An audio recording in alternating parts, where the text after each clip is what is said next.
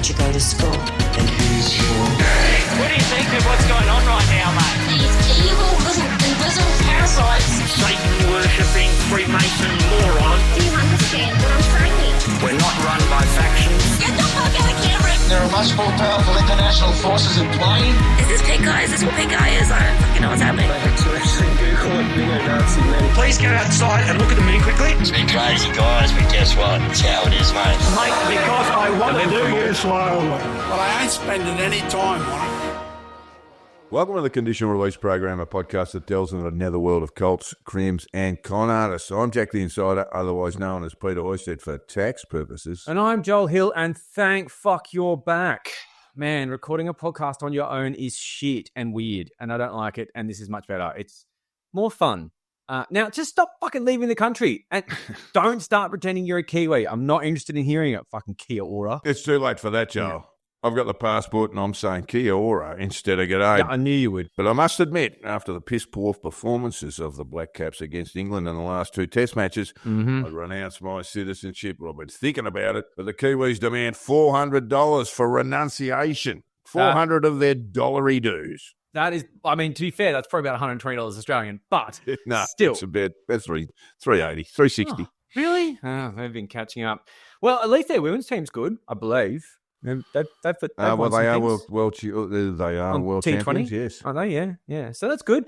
In the meantime, the usual suspects on the fringe of the far right have not been idle. God, they're so busy. I mean, fucking hell. So we do have a lot to cover, but we just simply have to get this out of the way. RFK Jr. Part 2. It's got to be done.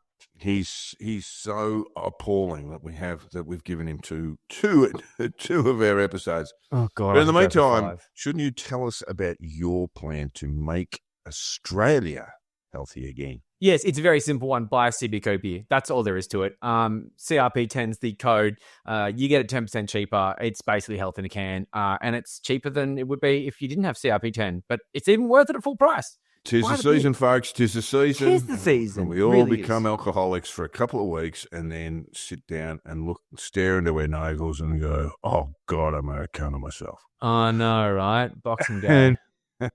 But if you don't want to buy Joel's fancy beer, maybe send us the money instead. Yeah. We do have a Patreon up and running, and which you can find fairly easily. Come on.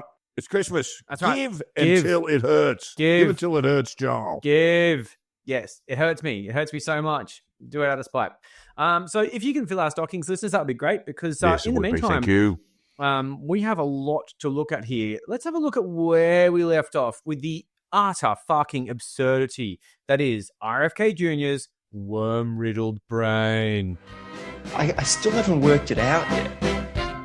And if you haven't worked it out, keep asking the question. And keep looking for the answers.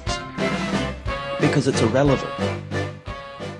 So, last episode, we were going through a tweet from RFK Jr. that gave us an idea of his plan to make America healthy again. It's so fucking dumb and long. We only got halfway through it. But here's the tweet to spark your memory so this doesn't sound completely out of place. FDA's war on public health is about to end. This includes its aggressive suppression of psychedelics, peptides, stem cells, raw milk, hyperbaric therapies, chelating compounds, ivermectin, all over Twitter today, ivermectin, hydroxychloroquine, vitamins, clean food, sunshine, exercise, nutraceuticals, and anything else that advances human health and can't be patented by pharma, those bastards. If you work for the FDA and are part of this corrupt system, I have two messages for you. 1, preserve your records. And 2, pack your bags. In that order. Yeah. If you did it around the other way, it just really wouldn't work. I like the preserve your records thing. It's like, well, I mean, I guess that's like a legal discovery thing. Implicate yourself before the sweep of federal agents knocks on your door. Yes, because when Nuremberg 2.0 comes, we want to make sure that we have a strong case against you on based on laws we just made up. Kindly implicate yourself. That'll be a real plus. Just be taking the pressure off us. On the flip side, of course, maybe RFK Jr. is going to say preserve your records because you might be right. I mean, I've got a really big hunch you're not. I guess you could pack your bags and then preserve your records. You're only just packing them. You're not leaving. You're just packing your bags and then you preserve your records, so it could work either way. Yeah. Anyway, this is Anyway, dumb. we got through the first stuff, which was really dumb. Yes, but save the best for now. So where are we at, Joel? Oh, yeah. So when we got to the point of sunshine, I just had to stop because that's my favorite. Just aggressively, the Our FDA, mortal enemy, the sun. they are aggressively suppressing sunshine. That is a fucking concept. I love it. I love it. I really do find that baffling. Anyway, well done, him. I don't really know where to start with it either. Does he mean sunscreen? Is that what he's talking about? Wearing hats or something? Does he mean... He has to mean sunscreen. It's the only thing that's really sort of possible, right? Like you can't really think of much else. But so I don't know if RFK Jr. knows much about skin cancer. I can say that man looks like he's seen a lot of sun when he's outside, in jeans, lifting weights. Who wears fucking jeans to the anyway? Lifting weights in jeans. What a fucking creep. He really is a fuckwit. But this is the thing, just like the craggy face conspiracy theorists to the north, this is not in a good way. His face looks like an angry prune. I didn't think prunes could feel emotions. Meanwhile, the Trumpster, who just lathers on the makeup every day, he's looking like a 50-year-old man. Yeah, well, you know, that's injecting money in your face, right? Pull his hair off.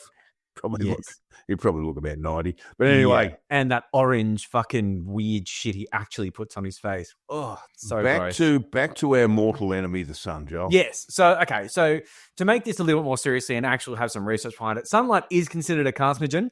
That is listed in the Report on Carcinogens, which is published by the National Toxicology Program. Now, this is a department of the National Institute of Health, which apparently RFK is about to be the head of.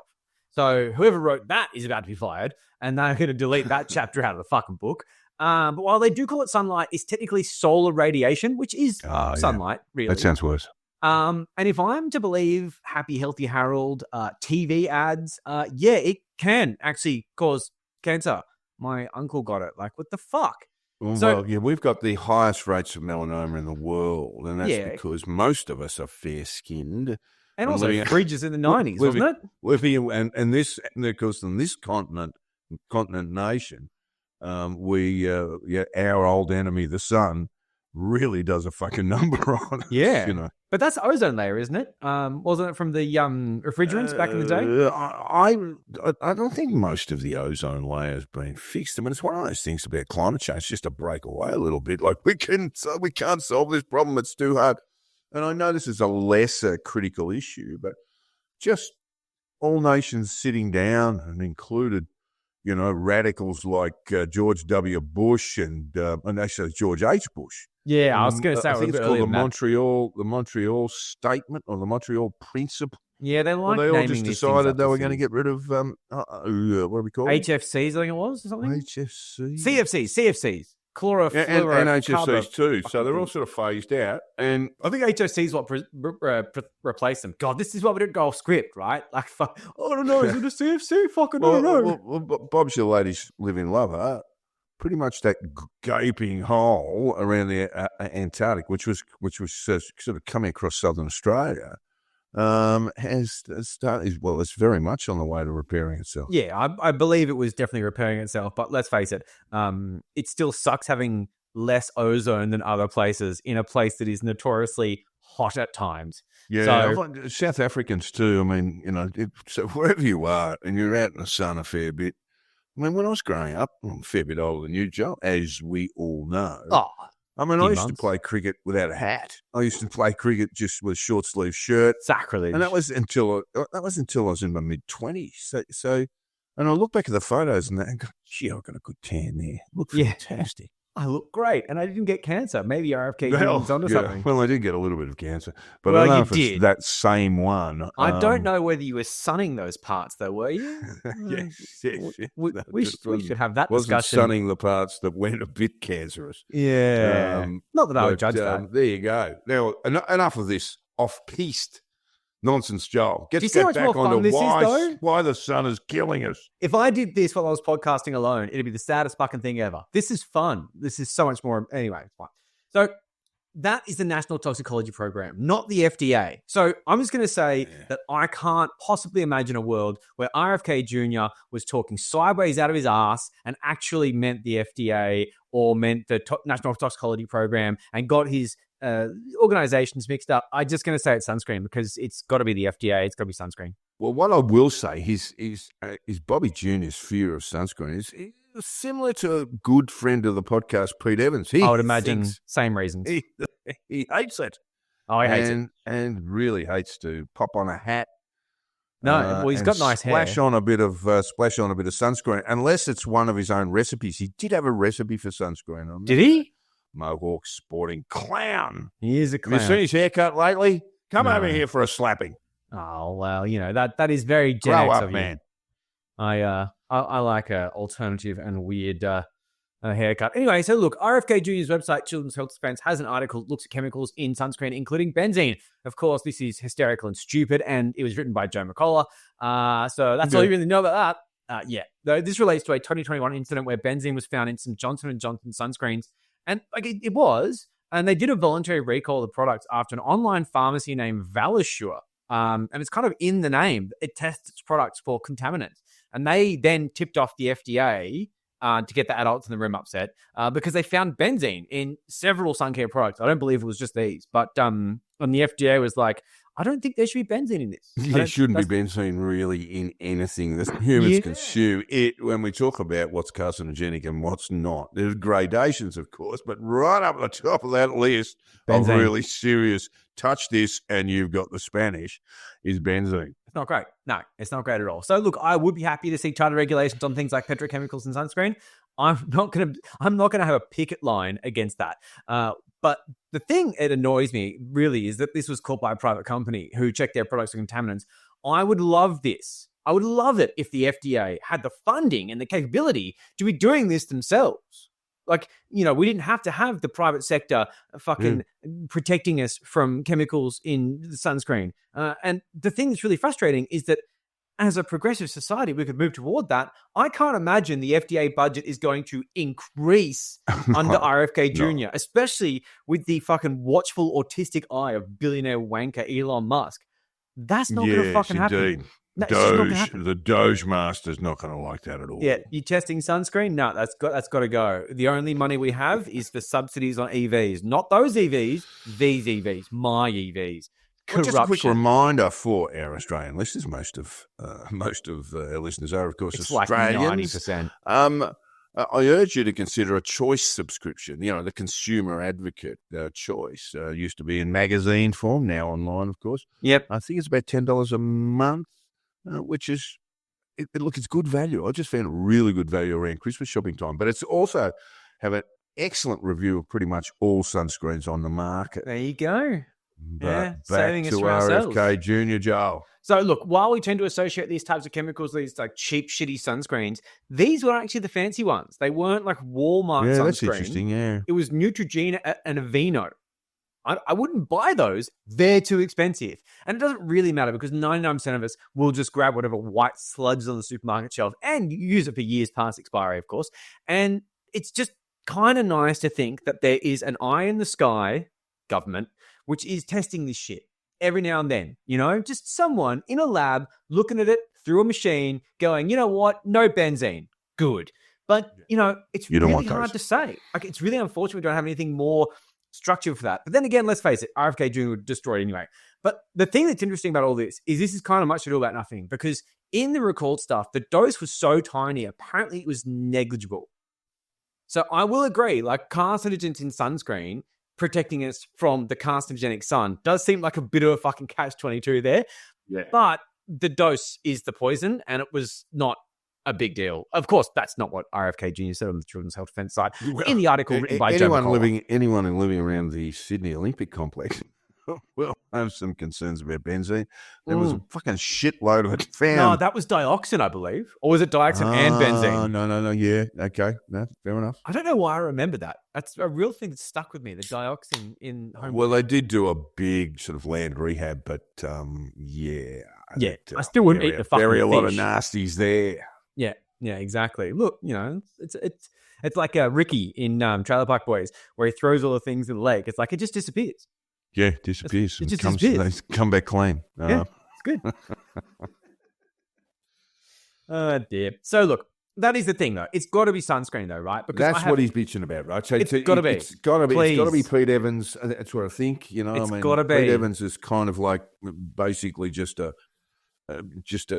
transit for Bobby Kennedy's lunatic theory. So I think they I bounce off reckon it each has other. to be sunscreen. There's a chicken or egg there, because I'm not sure if RFK or Pete got it from each other. But what I can say is they're as bad as each other, and they should have nothing to do with health policy. But in this new world that we are looking at, I think that we might have a war on sunscreen as opposed to a war on sunshine. And if there is a war going on sunshine that I simply missed, I'm astonished. I have a feeling that maybe the brainworm thought this one up, and he really is just clutching at fucking straws. But I would also think the chapter that says that solar radiation is carcinogenic is probably being removed from that report in a few months. How dumb. How dumb. The sun is our enemy. That's it. Just stay indoors. Just stay indoors, folks. To be And of course, fair, if you don't get enough sun, Joel, and this happens particularly to the elderly who are perhaps in residential care, that sort of thing, they have to take their vitamin. Is it D? Yeah. Vitamin D tablets on a regular basis. When I was in hospital for a fairly long time, that's what I was given, vitamin D, because you're not getting no sun. Yeah, true. And, Damn you, son. that's a completely reasonable thing to do. But getting weird about it, there's no need. There is more, though. There is one, and it It's not is just sunscreen. Not just there is sunscreen. the FDA's aggressive suppression of exercise. So that's happening. Didn't notice it. Have you seen many Americans, Joel? I actually have. It is. Yeah. Quite Look, wild. I can't boast it about anything like that. I was at my GP's about 6 months ago. I don't know, about 12 months ago, and he was saying, look, you're carrying too much weight, and there are ways of dealing with that. Otherwise, we'll get you on the pills. And I said, and maybe some exercise. Maybe I should start exercising a bit more. He goes, oh, for God's sake, please don't do that. I remember that. Yeah, we're going to have to send you off to a cardiologist before you start doing exercise. Your heart will explode. You start going, oh shit, I'll just jog 3 or 4 kilometers. You drop dead. Yeah, that's it. If you're not really used to it, the body's just going, what the fuck are you doing to me, man? Yeah. It is very, very fucking true. So, look, that's sort of what we're looking at here, though. Like there probably are FDA warnings on things like that, and that's totally fine. The Food fine. and Drug Administration is anti-exercise. But, this is the thing that's really tricky, because so RFK just flippantly just says, oh, there's a suppression of exercise. And I have to sit here and scour the internet and look for reasons why that could possibly be a credible statement. Do you know how fucking hard my job is sometimes? The Brandolini's law of the bullshit asymmetry principle, which I mention all the time, but it is you tell us what it is, because this one drives me nuts. This is the bullshit asymmetry principle. The amount of energy needed to refute bullshit is an order of magnitude bigger than that needed to produce it. Exactly. It starts as a cheeseburger, and before you know it's a Whopper with some fried onions in it and chips and a Coke. That's not Brandolini's quote, but it's very fucking true, because it just morphs. And I'm here fucking looking for reasons why the FDA could possibly be committing an aggressive suppression on exercise. And I don't know. The only thing that I can say is that it has the amount of rank hypocrisy that comes from fucking Republicans that drives me insane. RFK being a traditional Democrat, sure, and a lot of his policies are absolute fucking bliss to the ears of Democrats who've been wanting to ban red dye 47 for fucking ever. But, I mean... Not a bad idea. I think it's great. And this is the sort of stuff that we've been fighting Republicans on for years, and we're all very happy to see. But the thing here, right, I'm just going to say, the hypocrisy here is that it wasn't long ago, I think we could all remember quite freshly, that Michelle Obama, as a first lady, was daring to encourage children to exercise. And How no, dare not, she? How not- dare she? Not suddenly the fat ones, because we know their hearts would explode. But Well, this yeah. is the thing. She was roasted for it, right? She was absolutely roasted for it. Fox News was like, oh, this is the fucking nanny state on steroids. You're telling my kids to eat fucking green shit? They hate green shit. You are the fucking worst. How fucking dare you? And it's like, okay, and now you're all like, no, this is fucking great because the prune face guy's saying it. Fuck you. Like, that is hyperpartisanship gone mad. So no, I couldn't find reasons why the FDA was aggressively suppressing fucking exercise. But I will say that as far as the idea of the nanny state on steroids goes, there is a conspiracy theorist who may very well be heading up the National Institute of Health who fucking loves steroids. So maybe that's the link here. Maybe he'll be able to get Republicans on board. Just say, look, it's like steroids, guys. And I go, oh, yeah, nice pecs. I don't fucking know. Brandolini's law, man. I don't know what to do with this. Well, maybe, just maybe, that falconing is the answer. Fun for all the family. Yeah, okay. Yeah, a bit Simply expensive. add one falcon and serve, Yeah. Just grab a falcon, out you go. That's how to you be falcon. fair, the falcons do most of the work. Bear. Get most of the exercise. But at least a spot of falconing, it gets you out of the house. Don't forget some sunscreen, though. If it's a hot day. Well, if it's not, There you go. just put some sunscreen on, mate.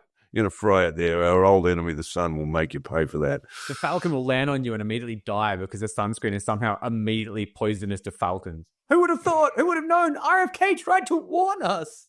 Well, the Trumpster plays golf. Now, you call that a form of exercise. He's swinging his arms and all that sort of stuff. Oh, but then he he's has just a buggy. clambering into the trolley, Yeah, into the cart. Yeah. He doesn't do a lot of walking. It's I've not seen exactly Richard photos, Simmons. and this is a no-no in golf. Well, about 4 carts parked on the green. That's how little exercise they want to do. That is pretty fucking bad. It doesn't matter though, because he just kicks the ball into the hole anyway, so it's fine. He cheats. Everyone looks he the cheats other at golf. way. I can't No, believe. so they say. Well, apparently Oh, he's look. good at it too. That's the most embarrassing fucking thing. He's good at golf, but he still cheats because that's who he is. He's just He hits the ball right. He such does a hit shit the ball cunt.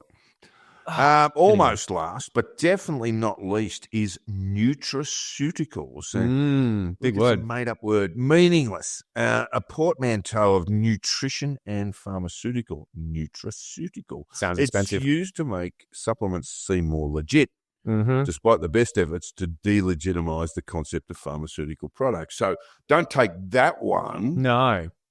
Take this one. Yeah. Don't take that one that's been clinically tested. No, God forbid. Just take some of this Uh-huh. and we'll put it on a lovely label. Yeah. And some of us will make quite a large amount of money from it. And Joe Rogan or Joe Mercola or Dr. Oz will put their name on it and you'll have a great time. Don't worry about it. Alex Jones. Yeah. So, like, this is the thing. This is just vitamins, but in that tweet, he's already said vitamins. So he's saying vitamins again, but it's a different word that Yeah. sounds more complex. Sounds better. He's so It's smart. more impressive. Oh, man. What a genius. I just wish And I you know had what his you get from brain. nutraceuticals, Joe? Oh, what do you get? What do you get? What do you get? Expensive piss. Yes, you do. If you could just flush those dollars straight down the Fluoro straight down yellow. the Brasco. Yeah. Yeah. And the cool. FDA barely regulates the sector, and we've already been through this in previous episodes. It's really not their domain, provided that the companies selling the nutraceuticals are not saying this will cure cancer, this will stop, and this will stop serious illness, that sort of thing. They can't make those outrageous claims. Otherwise, the FDA or indeed in this country, the TGA will get involved. I believe that the delineation there is that you can't say that it's going to do a certain thing in that, like, curing a thing, blah, blah, blah, but you can say that it's going to make a difference. And one of the things that now they're Make doing you a lot, and I'm well. getting these ads on Facebook, which is interesting because I don't think they're TGA approved, and I added that as a comment, and I suddenly stopped getting the ads. But saying, so GLP-1 is the thing that Ozempic sort of stimulates, that hormone. And now they're selling supplements that apparently stimulate GLP-1. But you can say that because the FDA will allow you to say that, which is insane. It doesn't say that it's going to stop you from being hungry. It's sort of it's not gamekeeper turn poacher stuff. It's just that the floggers, the marketers of nutraceuticals, will take will stretch the limit of the legislation or the law as to what they can say and what they can't. But they know pretty seriously, you say, well, this will cure multiple sclerosis. Then they'll be looking at a fairly hefty fine. Can't do it. But yeah, even but then if this they've got says to organise it. this will make you feel better, Yeah. well, it's such a sort of, non-specific sort of thing. It probably does make you feel better in terms of that, that sort of just, I'm taking something, so I feel a bit better. All you're doing, people, it's virtually none of these vitamins are absorbed into it through the digestive system. They will go out through your kidneys, down through your down through your ureter, and then into your urethra, and then out into the white porcelain bowl. Pretty much, yeah, expensive piss. We're also seeing ads from Tassel, the sort of seafood companies, not necessarily salmon, and they're saying you'll feel better if you eat their products, which I just find very difficult to justify. Well, you can't really criticise it because it's such an open-ended statement. But of course, Bobby Jr. has said that the FDA is suppressing nutraceuticals. Go and have a look in a supermarket or an health food store. Fucking hell. These things are not being suppressed. No. Look at Joe Mercola's bank balance. Have you had a look at his personal wealth? To be fair, like compared to the US, we do aggressively suppress nutraceuticals in this country because the TGA has much bigger regulations on this stuff, but they don't have the budget to enforce it anyway. I'm still getting GLP-1 ads on the fucking Facebook in Australia where the TGA would have never approved that. But look, we could do this for Blackmore, he is in Australia's, well, he was in 2016 Australia's 50 richest by net worth. Net worth in 2016 of around about 500 million. I believe it's a bit more now. Well, I'd if be you want a amazed reason if it's not to dislike Marcus Blackmore more than you already do for the fact that he's basically a wellness grifter, is that he is a massive contributor to Advance Australia, the disinformation campaigner that basically just spreads shit around election time to fuck with your head and make you vote Liberal. If only he could get those nutraceuticals out in the market cheaper, Joe, with not such a huge markup and all those terrible labour costs, those terrible people counting tablets in his factories. Yeah, if only we could deregulate more. We'll have to have RFK Jr. come in as health minister in Australia. Great. So there is the end of this godforsaken tweet, and by that I mean, don't you worry, there's plenty of episode left. What does he end with here? Well, let's just start off. He's suppressing anything else that advances human health and can't be patented by pharma. He doesn't call them big pharma, he just calls them pharma. Yeah, it's just the same old shit. Basically, this is meaningless, really. I used to be huge into this as a concept, as a conspiracy theorist, because anything that big pharma couldn't patent was either suppressed, shelved, or not economically viable due to some sort of regulations. And those regulations tend to be, safety and efficacy. Yeah, mostly the first, also the second. One of the ways that Big Pharma justifies their spend on safety and efficacy is the exclusive use of the end product, which I think is like 25 years. It's not a huge amount of time in the grand scheme of things. And eventually you can start buying the tablets for 15 cents on the dollar from India. But I don't like this sort of shit. Like, it is capitalist bullshit. I think the idea of innovation for profit. Yeah, I'm not sure. It varies. But they do become public domain, or at least they could be like, generics can be made after copyright, not long. Copyright for, let's say, books goes 50 in the UK, 70 in the US, and we sit off that UK system. But I believe in pharmaceuticals, it certainly seems to click over a lot quicker. Those of us of a certain vintage will remember the entry into the marketplace of Viagra. Yes. And that was expensive as all get out. Not that I needed any, of course, in those days. But God forbid. But now it's it's made by factories in India. You can buy it online for like $1 a pill. Yeah, well, I don't know that I'd recommend you do that. Yeah, but like it's still the patent's gone. Hey, what's this razor blade doing in my tablet? Good. But yes, obviously the intellectual property drops off, and I'm not sure. What did you suggest? It was 15. I think it's 25, but might be less. It might be less. It sounds like less than that for me. Yeah. So then we have generics, and then we have generics with other laboratories or other pharma. I'm grabbing hold of it and bunging it out there. So I didn't plan this tangent. I would have looked up the fucking years. Anyway, do your own research. Don't matter. It's shorter. It's not 50 anyway, like it is with IP and books and movies and all that sort of stuff. Yeah, exactly. And then you do something to make it. But they will do the annoying thing where they'll take a drug and then they'll just slightly modify it, then release it again, and then tell doctors to prescribe that, and then they get their money again because they become exclusive things. Look, it's all capitalist bullshit, and I fucking hate it. The thing is, though, something tells me that Bobby K isn't about to usher in a golden age of state-sponsored medical research, which I would fully support, and this kind of free-for-all and the intellectual property that comes from it. That would be great. What's the answer here? It's always going to be reducing regulation. That's what it's always going to be with these cunts. Always, every fucking time. That's exactly what Big Pharma wants, by the way. Of course it is. Everyone thought pharma stocks would shit bricks at the idea of RFK Jr. being Trump's health guy. But the reality is RFK Jr.'s reckless approach to regulation will likely end up a net benefit for our friends in pharma. Of course it will. Big Pharma. Yeah, no, and that being said, everything that RFK Jr. tries to do to stifle pharma will be fucking interrupted by Trump anyway. Try and we'll get to other things, but the man needs Adderall. Now get out of the fucking road. The guy is get out of the fucking road. Get down to the pharmacy, Bobby, and get him some Adderall. His pill counter would be insane. That guy is alive because of medication. I'm sure of it. Do you see what he eats anyway? So look, you could absolutely make fucking wild claims about the efficacy of supplements without consequence from the FDA, as we said before. But the thing is, you can also break those laws flagrantly and be hard-pressed to get as much as a regressively worded letter from the regulator, not to mention suppression, because there's no budget for enforcement. It's just not there. Like, they can't afford this. I was listening to a podcast, some sort of New York Times shit, and they're basically just unable to police the law. So when it comes to supplements, the field is already set and you guys are just going to make a fucking fortune because whatever safeguards we have in place to prevent companies from releasing the next thalidomide, they're about to get punted into oblivion by this brain-infested idiot under the fucking guise of, oh, I'm just making it more efficient. Oh, I'm just... No. You're just going to be a fucking nightmare. And like, this is the thing. Like, what good could come from encouraging untested herbal treatments, putting these things to market other than your fucking bank balance? Look at the fitness industry, right? This is the kind of thing that people like Joe Rogan be frothing over because you're going to make a fortune off this. Too much green tea extract, though, in these like fat-burning supplements will literally destroy your kidneys. You will die.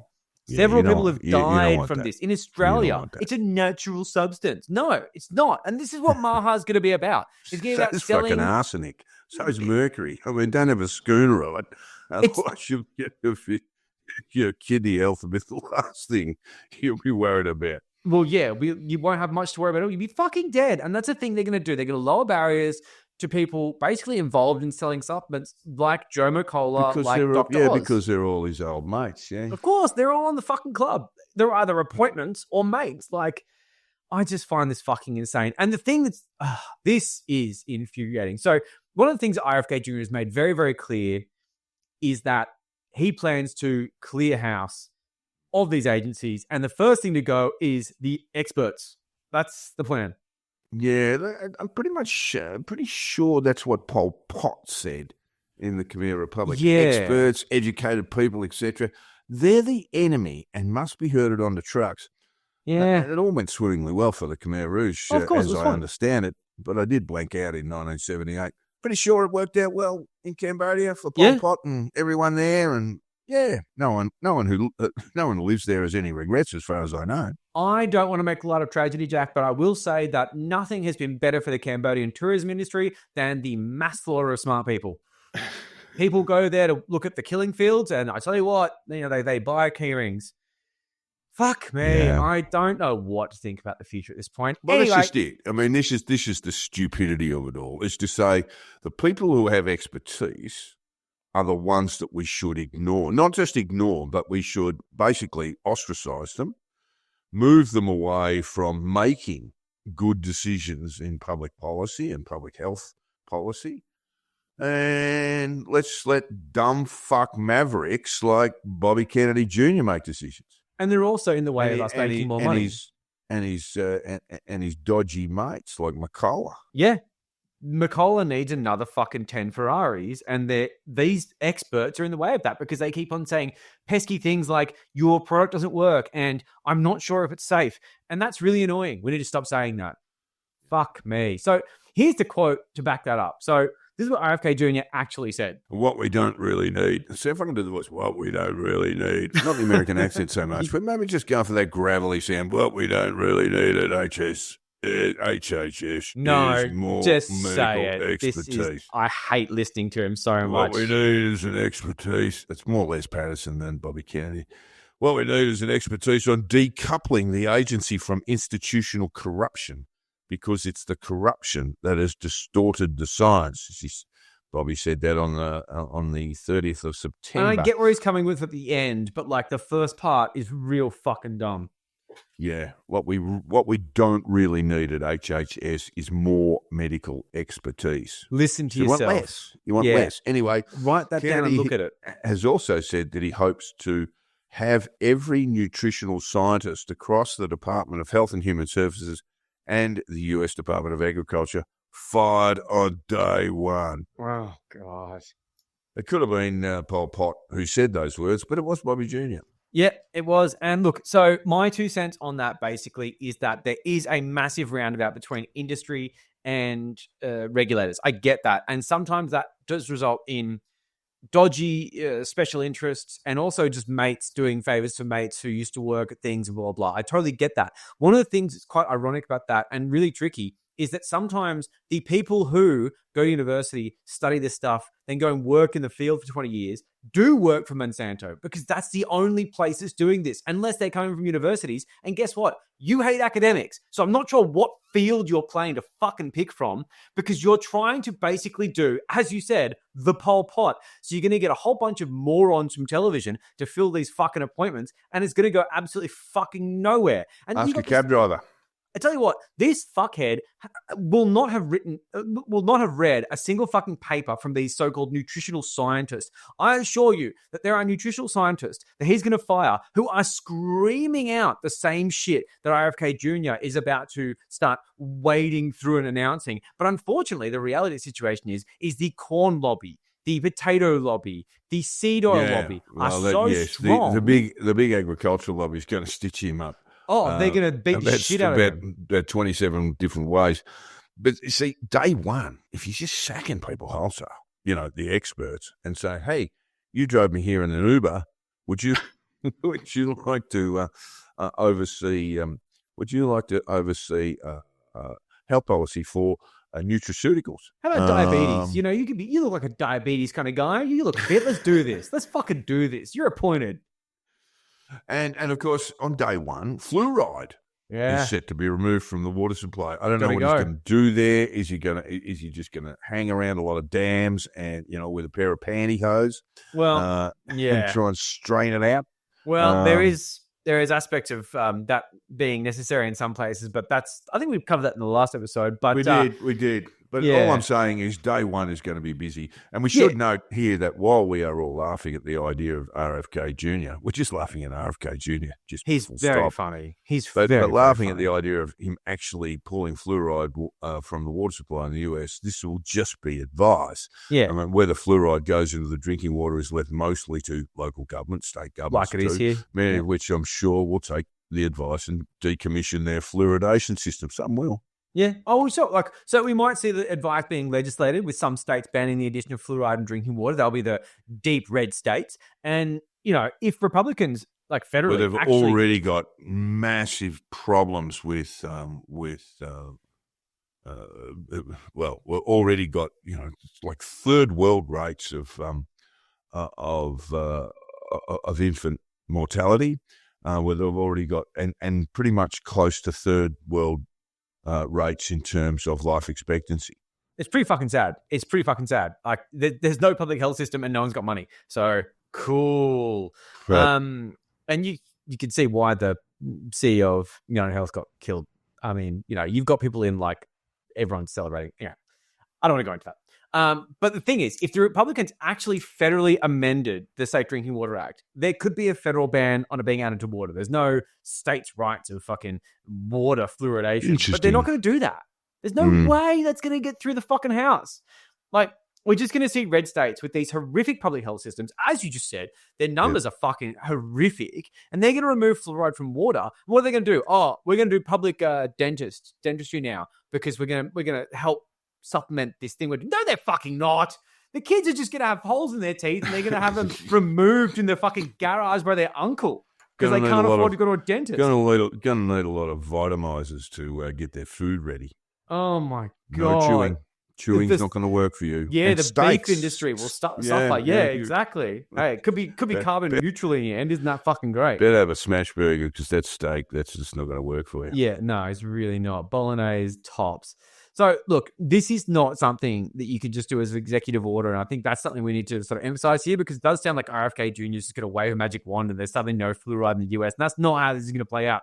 I also don't think that federally this is going to work because centralizing this will need the House of Representatives to pass a bill that eliminates fluoride from water suppliers nationwide, and I just can't fucking see them doing that. Marjorie Taylor Greene will vote for it, but like, it's just I mean, not going to happen. It's worth remembering and probably just remind our listeners that the Republicans have a very small majority in the House, but there are Republicans and Republicans, so there will be those who, perhaps old school Republicans who won't necessarily vote for Trump stuff. Oh fuck no, they're and so this sort of stuff won't go past the House. No, God no. They're relying so much on expanding the powers of the executive, and that's what was in President 2025. It's all been planned, but they're not going to get this through. But that being said, the advice from the White House and the general bullying of the Trump administration will get a lot of red states on board, and children will suffer. Isn't that fun? So aside from fluoridation, we're also going to fire all the experts. That's good. Nothing fucked has ever happened in history when we did that. Who are we going to replace them with, though? You said the Uber driver? Crowdsource the appointments. This is the plan. Yeah, you can crowdsource them. Well, I think maybe we're better off with the Uber driver, to be honest, because this is actually happening. I wish I was fucking kidding about this, and I'm not. This is so bad. This is even worse than one of those shit crowdsource things where it's like they try to nominate someone named Scientific Science Space and everyone giggles for some reason. Yeah, no, this is beyond parody. What's that app you can get if you want someone to come and clean your house or what, Freelancer or something, or no? It's not Freelancer. What's the most commonly known? Airtasker. It's a bit like that. They're just going to what did you say? Airtasker. Airtasker, yeah, it's like Airtasker. Can you give us some help? Well, we don't want experts. I'm not gonna lie. So if you haven't got a fucking clue, give us a call. I reckon Airtasker would be better than this. Oh, this is bad. So the website is called Nominees for the People, and it has several categories such as America's health, economy, education, energy and infrastructure, labor, food and agriculture, and technology. This is going to be great. Sadly, submissions are now closed, but the website is so shit. It's so badly done. You can't really tell who won. Like, there's a bit where it tells you the votes, but if the title is too long, it just gets like taken off the page. So you can nominate people. You can nominate people, you can vote for them, but also you can nominate duplicates. So you'll see that some people have like 5 nominations. You would be able to, yeah, for sure. Or some of them, like, you can see that they've done like a social media campaign to get them at the top of the list because they're like kind of nobodies, or like they're way less popular than the other fuckheads in the list. Yeah, it's wild. So I'll just give you an idea of who's in the running, because the voting and the results are kind of all over the place. Some well-known names here, folks. Oh, we've got some good shit here. So America's health is going to be in good hands with Dr. Simone Gold, the one who scammed the frontline doctors thing for her underwear model Toy Boy. That was a good story. And Dr. Stella Emanuel, she's also from the infamous frontline doctors.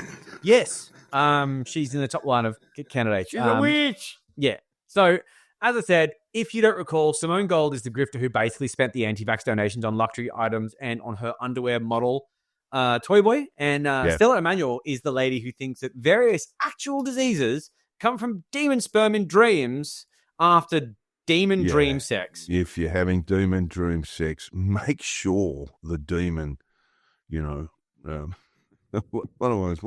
I saying here? What I'm going to Pulls say out, here is withdraws. you Otherwise, are there's going to be a problem. you are trying to make light of something that makes no sense. And I know you're going there. And then I think a part of your brain went, hold on, this is more dumb than I can even work with. I'm out. Our good friends in the Vatican recommend this withdrawal method with the pull demon out? sperm. Oh, okay. Yeah. Don't get it inside you. Otherwise, you'll get sick. Don't get it in your eyes. That's what you don't want, any demon sperm in your eyes. Really burns. Yeah.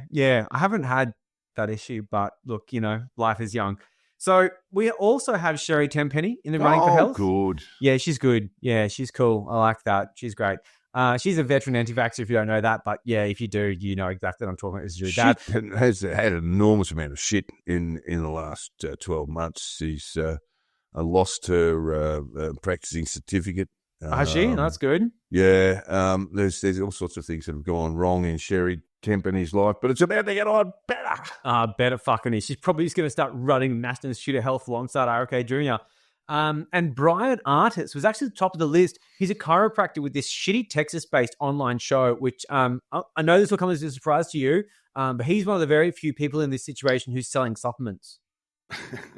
I know that makes him a real outlier. He's a backcracker. And he's backcracker. Pumping out the supplements as well. Pumping out the supplements, yeah. Real Talk about unique multitasking. character in this situation who also has a media presence. So you can see why Brian Artis would have stood out from the crowd, because he's doing something entirely unique. Anyway, we also have Peter McCulloch. We all know who he is. Pierre Corey, Joe McCullough. Mm-hmm. Hello. Yeah. It's an absolute all-star cast of medical misfits and grifters. Just cons. Now, if you're worried about technology, I am.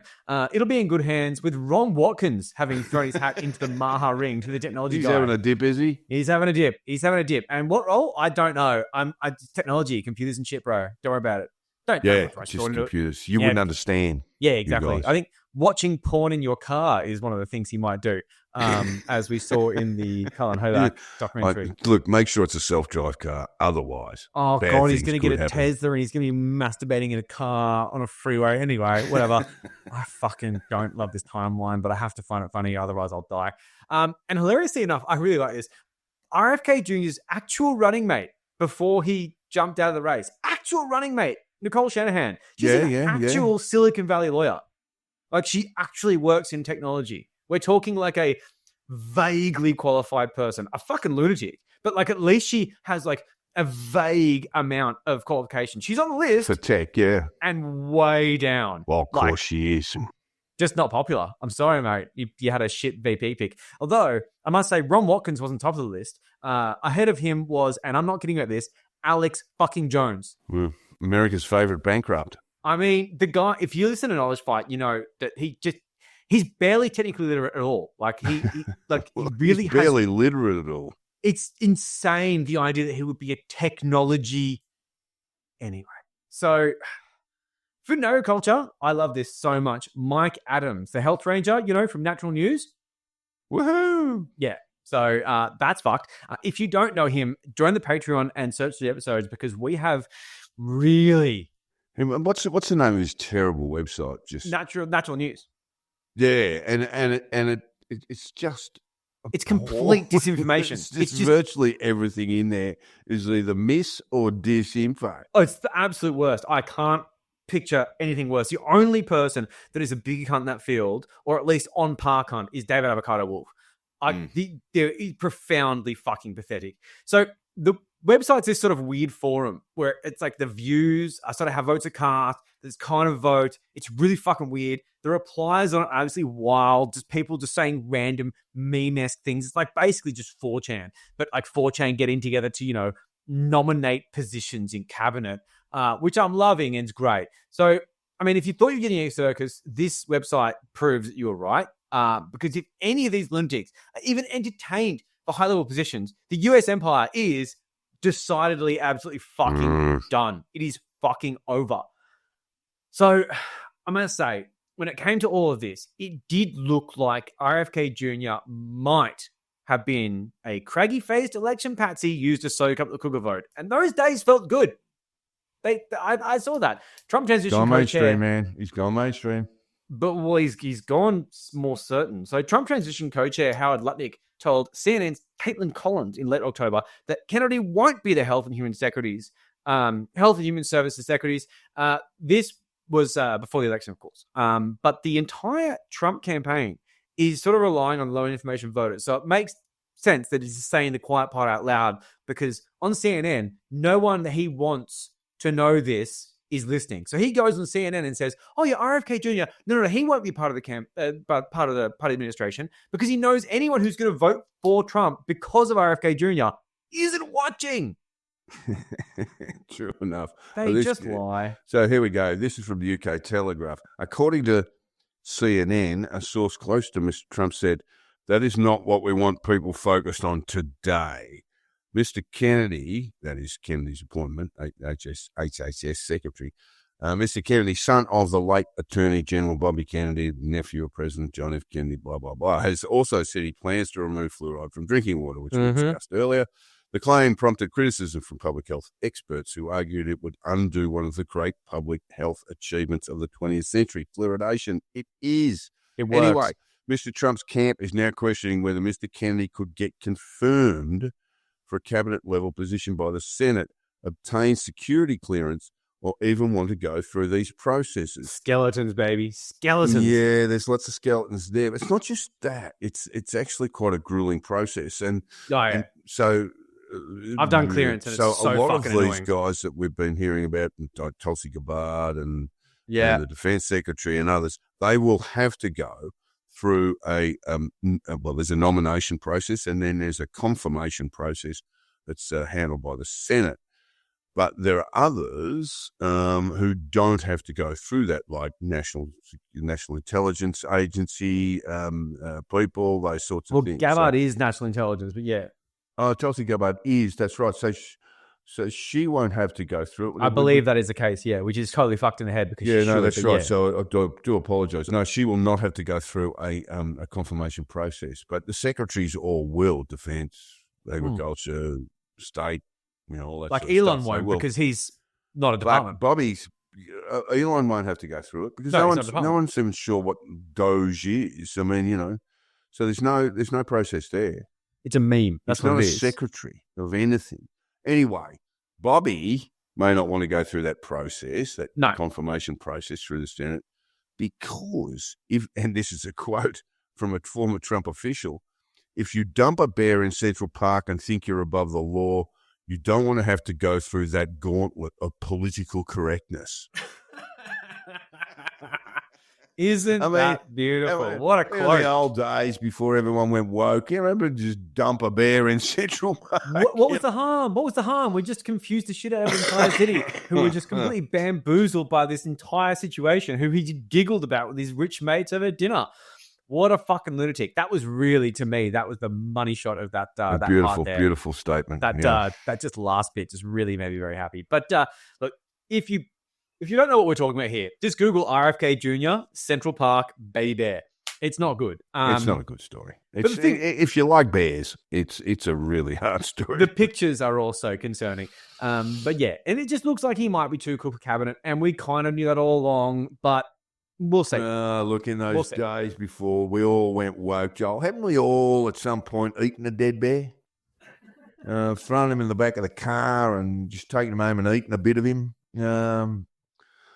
Plus, you can chop a few bits off and leave it for the falcons. Yeah, They got to eat too. Yeah, exactly. Yeah, they're hungry boys. So while vaccines and fluoride have been the general focus of the RFK regime, the things we missed are the things we should stop and think about, because RFK has been saying crazy shit for ages. The issue is that now we are being forced to take it and him seriously. So in July, he said that he would send people who use medication for ADHD and depression to government-funded wellness farms to grow organic food. So I must say, this is really even closer to Pol Pot than I realised. Isn't that fucking amazing? So this is a strategy though, because Labor camps are one way to lower the cost of organic food when they make pesticides illegal, right? We'll talk about that in a minute. Yeah, cool. So this is something that he just said. Well, not he just said, but he said on a live recording of the Latino Capitalist podcast. All those cunts are all getting deported and they voted for Trump. They're the ones born there. Yeah. This quote's not. Yeah, it doesn't matter if you're born there, mate. They're repealing that. They're not going to repeal that. But he's good. Yeah. Anyway, I'm going to create these wellness farms where they can go to get off of illegal drugs, off of opiates, but also illegal drugs, other psychiatric drugs, if they want to get off SSRIs. What's an SSRI, Joe? Serotonin something reuptake inhibitor. Right, okay. It's like it's like serotonin Zoloft boosters. or like Prozac. To get off of benzos, to get off of Adderall. Well, the Trumps them like a slot in the work camp. I know, right? And to spend time, as much time as they need, 3 or 4 years if they need it, to learn to get reparented, to reconnect with communities. But Pol Pot had work camps too for anyone who could sign their own name. Yep. Some were clinically depressed. Maybe some had ADHD. We can't be sure because most of them are dead. Oh, well, that's an issue, isn't it? Yeah. Like I said, great for the tourism industry. I mean, we are in fucking uncharted territory here. So look, but this is the thing here. Like the problem they create is fixed by the solution. So that's really beautiful. Isn't that great? So the problem is that the behavioral issues are actually food related. So food related. Yeah, I'm not kidding. He said this. He said a lot of the behavioral issues are food related. A lot of the illnesses are food related. Yeah. So the cure is organic food. So we're going to make them go and grow the cure to help themselves. We'll talk about that in a moment. Okay. Because one other country tried this, and we'll get to that. Yes, I had a feeling. Yeah. So we're going to talk about reparenting now because I don't know what the fuck that is. What and is reparenting? Creeps me out. I asked an AI model. I can tell you that there was a lot of reparenting in Cambodia in the 1970s. Oh, was there? Yeah. But it is the practice of becoming your own nurturing parent figure by learning to provide yourself with the emotional support, care, and guidance you may have missed during childhood. Where's this come from, Joel? This is AI. Okay.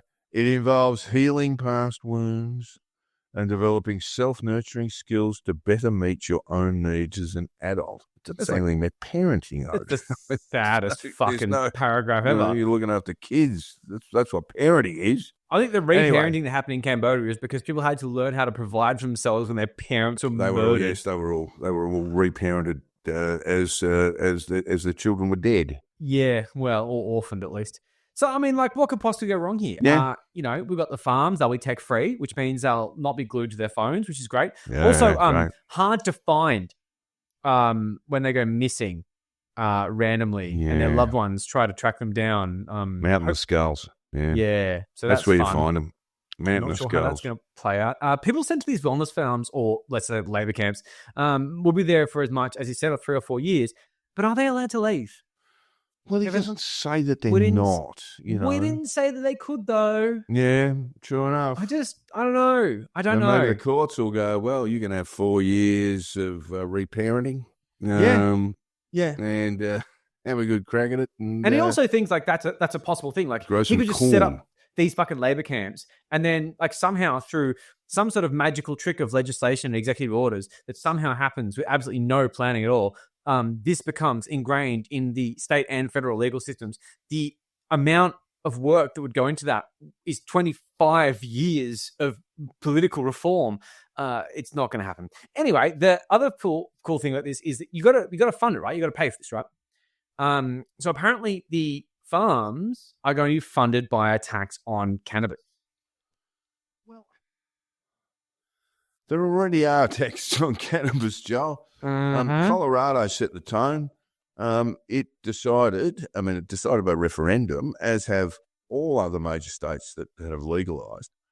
But Colorado set, and it's been followed by a number of other states, that the taxes, the revenue is probably the better way of saying it, the revenue that the state of Colorado obtains goes directly from cannabis sales and production, goes directly into public schools.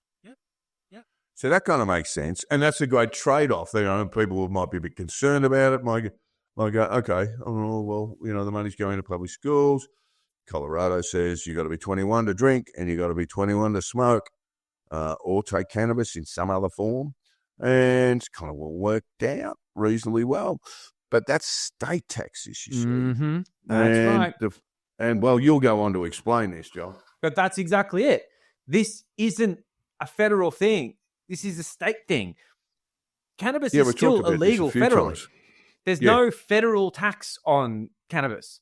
So unless because it falls legalize under the Prescribed Substances Act.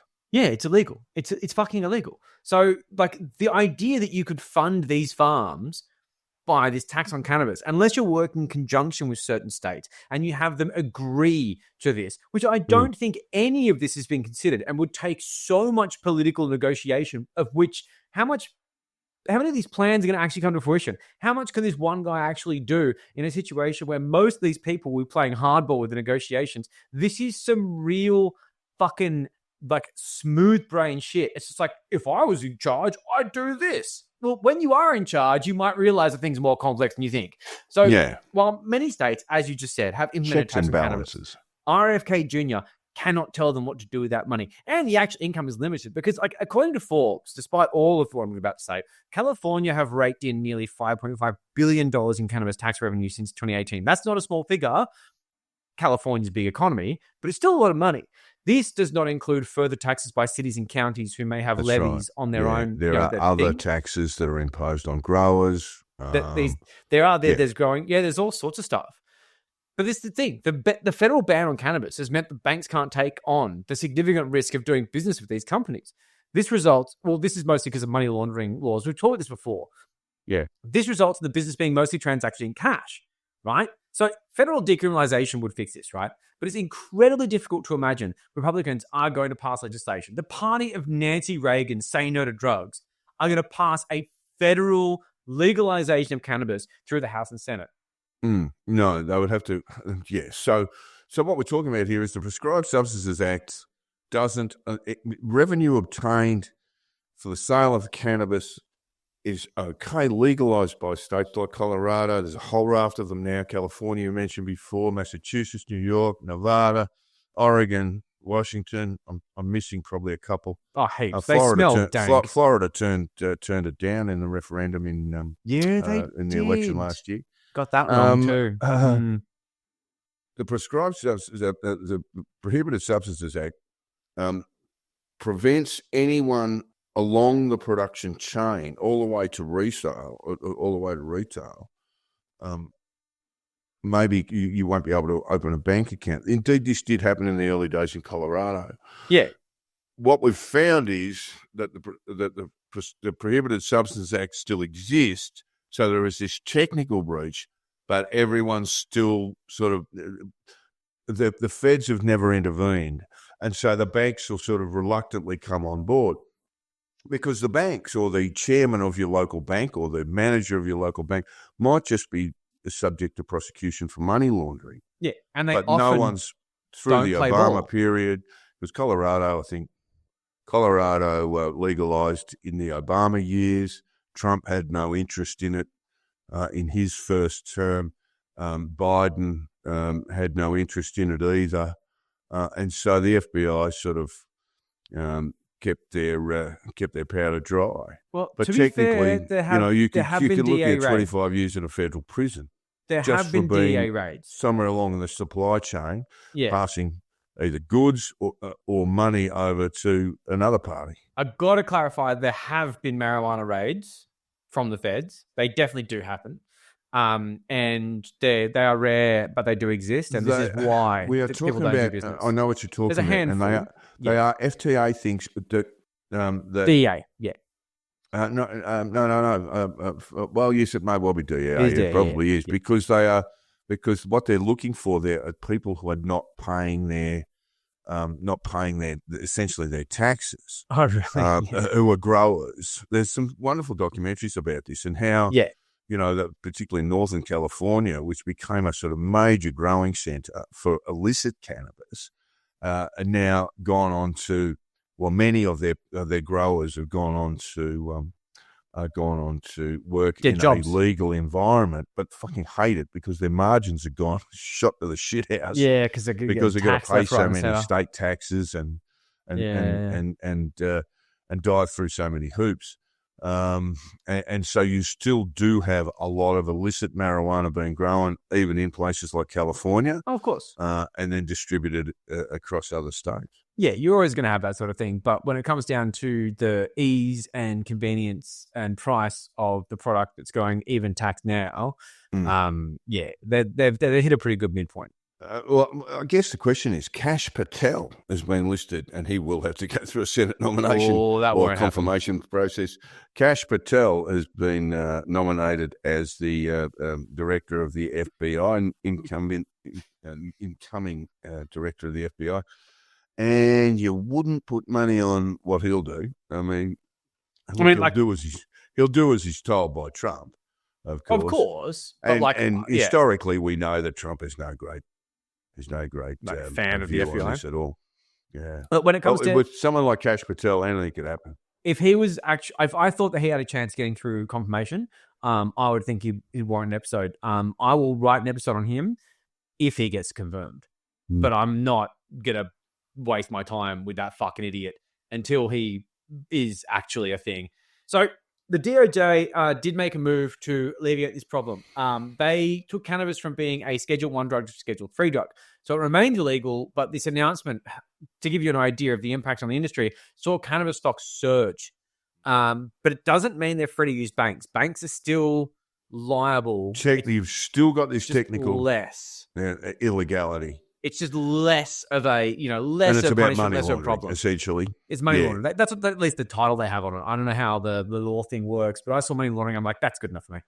But while it remains illegal, having this risk for banks means it's still going to continue to be in cash and it's not going to get taxed the way people want it to. So look, that was a pretty big tangent because it just really pissed me off that I saw RFK Jr. being like, oh, I'm going to fund it with cannabis. And I'm like, hold on. But cannabis is state, isn't it? And that's me. I'm not director of the National Institute of fucking Health. I'm just some guy. And I'm like, hold on. I think that's done by states. This moron is saying this in public. Well, what did he say? Here's what he said. I'm going to dedicate that revenue to creating wellness farms, drug rehabilitation farms in rural areas all over this country. I'm sure fucking locals will look forward to having one of those just outside town. I'm going to make it so people can go if you're convicted of a drug offence or if you have a drug problem, you can go to one of these places for free. Yeah. So if you're convicted of a drug offence, it doesn't sound like you're just wandering into the place voluntarily.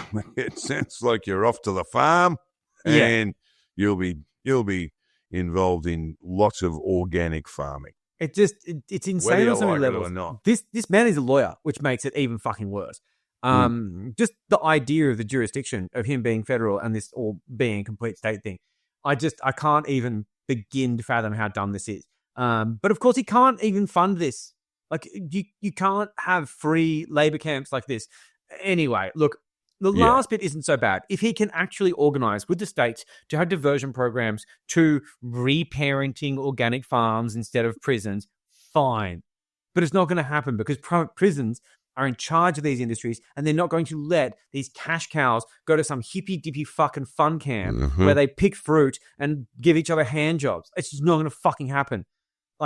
This entire thing is so detached from reality, and I just can't believe he's being on antidepressants isn't a legal job. Being on ADHD medication isn't illegal. No, so what are they going to do with that? Talking about there, you're still off to the work camp.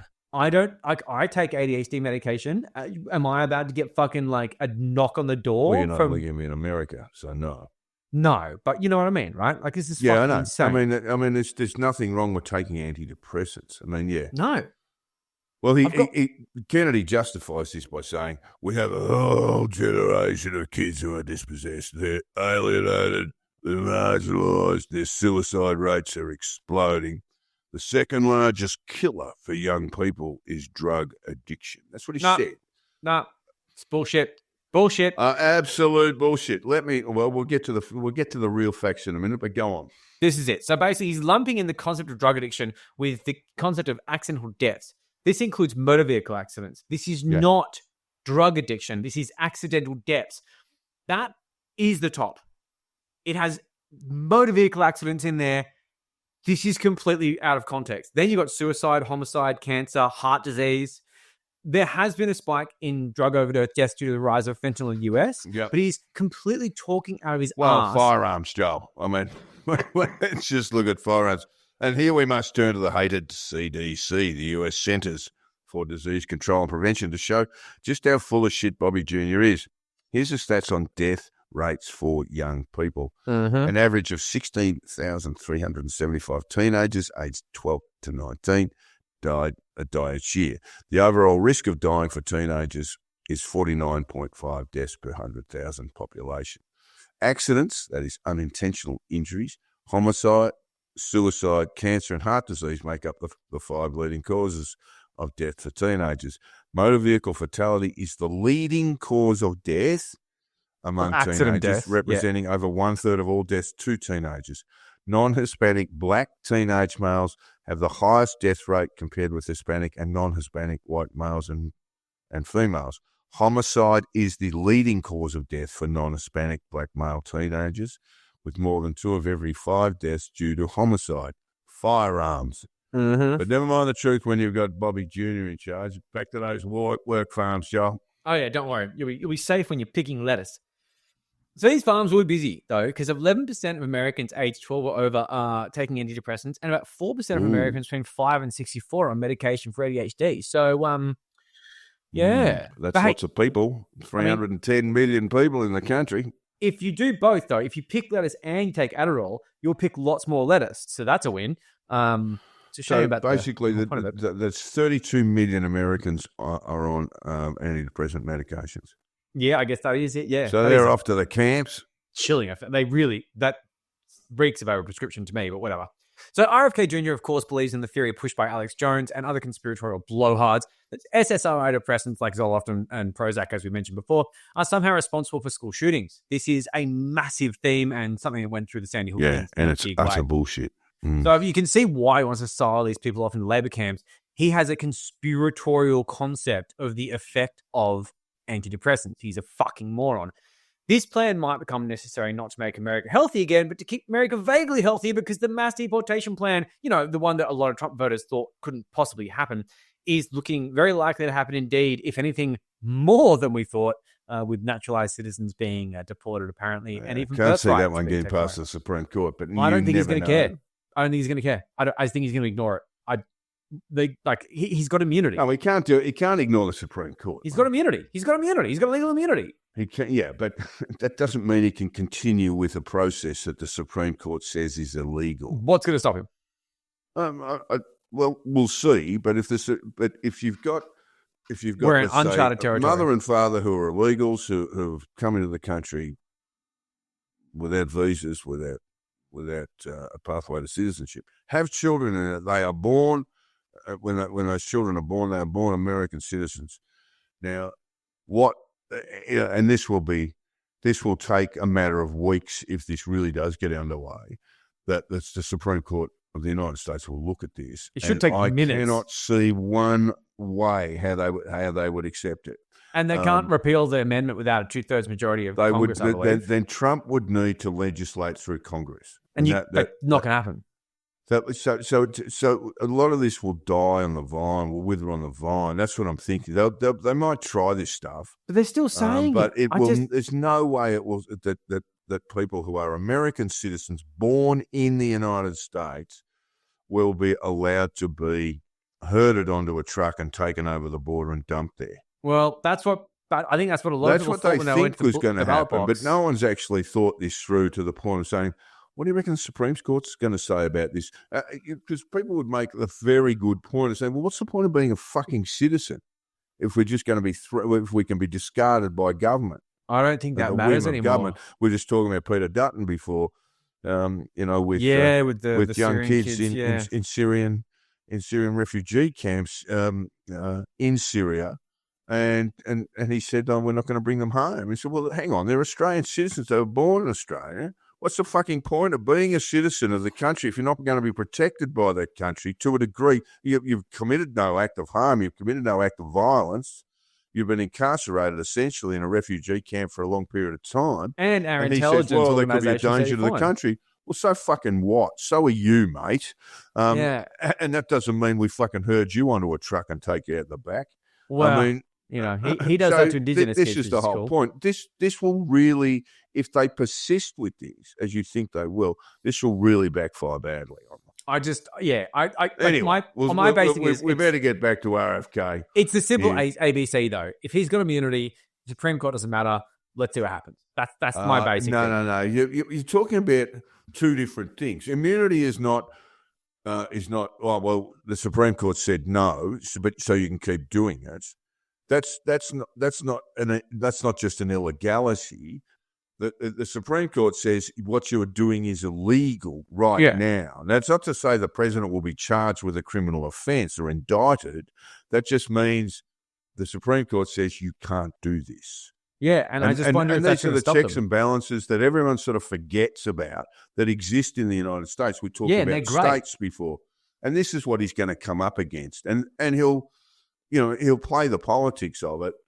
As they say, I'm a victim here. I'm just being trying. I've got a stopped or mandate. blah. Blah blah Yep, blah. exactly, But I yep. cannot see a way in which the Supreme Court would approve citizens being deported, essentially in a stateless environment. Yeah, So if you're a kid, let's say your parents are Hondurans, and your parents are deported, what Trump is saying is, we don't want to break up families, so get them all gone. But that's not going to work in a practical way. There are going to be groups within the United States who will act pro bono for these kids, who some of them will be adults, and say, okay, we'll go to the Supreme Court with this one. And so the whole value of American citizenship will be put to the test. I totally agree. But the only thing I don't agree on necessarily is how far they'll take it arbitrarily. When it comes to that thing of like, I think they will drop it so quickly because looking at where Trump went wrong in 2017 was that, the Muslim ban, the 11-country Muslim ban, all that sort of stuff.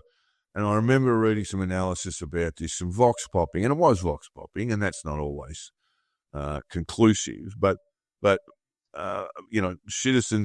American voters in the Midwest, in places where elections are won, in places like Wisconsin and Michigan and places like that, they were looking at this and going, they were absolutely horrified that the children were actually separated from their parents. There are 800 and something kids who cannot be relocated with their parents to the way that they were separated from their parents. And that's when Trump started to lose. It wasn't a fucking pandemic, although that didn't help his chances. But these very early statements and very early executive orders that made an immigrant nation reflect on their own immigration stories. We'll see, man. We'll see. So, Because I prefer your think picture. I think it's going to be wallpapering. Then they might go in hard early days, but I think they will lose in the Supreme Court, and then they'll have to look at this in other ways. And there'll be ways of dealing with it, Joel, and that would be, okay, let's look at deporting illegals who have committed a felony in the United States. That's where they've got to start. That's where they've got to to start. They've got to start there. That's kind of how it'll work in sort of gradations. But the idea of putting a 4-year-old kid who's born in America on a truck and shipping him over the Rio Grande, I don't think the Supreme Court's going to wear that, and I don't think ultimately the people of the United States will wear that. We will see, because of course We the will recent see. announcement was that Trump plans to declare a national emergency and use the military and National Guard for mass deportations. Man, that's even crazier. Private And I know- landowners are donating their land to it to have camps in Texas. That's crazy. And this is That's the not plan. deporting them. When they get to the business of deporting people, well, even if you've got camps, we've been having a bit of a laugh about work camps with Bobby Kennedy's work camps. These are terrible, terrible things. Oh, they're really bad. For the American people to have to deal with, and the reaction, the the backlash will be significant. Well, I tell you what the backlash is going to be really about. The fucking price of lettuce, because they're going to be supporting all the illegals who are doing all the shit work that Americans don't want to do. We'll get to the price of agricultural products very soon too, and where that went fucking completely tits up. But you're absolutely right. That's the thing. It's that sort of work that Americans don't want to do. They're keeping this fucking thing afloat, and that's the thing. So when it comes to the vegetable and fruit pickers, they're about to go on the first trade out of fucking, Arizona or fucking, wherever. Like it's over. Yeah. Well, yeah, we'll see. But it's going to cost a lot of money to agriculture. But according to Bobby's work camps, they'll be picking fruit. They'll be picking vegetables. I presume that's what. There'll be like 9 of them. It's organic. It's going to have like no yield at all, and the oranges are going to be as big as your thumb. But like the reality is basically we're going to see a situation with a lot of people who voted on the lines of how much a carton of eggs is, freaking out about the idea of inflation with tariffs on the borders, and you've got this situation where farms are now incurring huge amounts of costs, which now are pumping up the price of basic things because their labor force just got taken away and sent to a camp on a nice man's farm in Texas. Well, I don't want to break away too much, but there'll be a lot of very wealthy people in SoCal who'll have to mow their own lawns. Yes, they absolutely will. No, it's exactly the same sort of shit. So like unless farms get massive subsidies, which Elon Musk is going to piss and moan about and not let go through the fucking Doge field of how much money we're spending. Because when Trump had the last trade wars, he had to bail out the farmers because China got pissed off and stopped taking their fucking soybeans as a bit of a charity. And the soybean farmers were rooted. So Trump had to throw money at them to stop them from fucking rioting in the streets. Prices are going to go through the roof and it's going to make Bobby look like shit. So on the flip side, I appreciate the fact that conservatives are now concerned about the concept of slave labor. You see them in Reddit, subreddits, they're all like, oh man, this is not cool at all. It took a mass deportation plan to make them give a fuck about low wages from migrants. Yeah, well done. It's not political at all, is it? So it seems now they're all quite happy to pay a lot of money for eggs as long as there's less Mexicans in the country and everyone picking those eggs from the asses of chooks are on some sort of like stable living wage. That's a great swap, guys. I'm really impressed. It just seems that you only care about wages and slavery when it's stapled to racism, because I'm yet to see anyone in any of these places discussing a living wage in Xinjiang, which won't matter because you've got tariffs on them anyway. Sufficient fire exits in Bangladeshi garment factories hasn't been a hot topic recently. But now Mexican lettuce pickers are like a fucking injustice. Cool. I can see how your brain works. There is an answer to all this, though. Just like the wellness farms, people are saying that Trump may very well use prison labor to replace the deported workers. And this is fucked, but it's quite possible because on the back of that concept, this sort of plan to quickly and irrationally deport millions of people, private prison stocks who are going to basically provide the shelter to deport these people and provide the labor to replace them, soared on Trump's election win. And you just know the good things are happening in society when private prison stocks are up. Yeah, real good fucking indicator.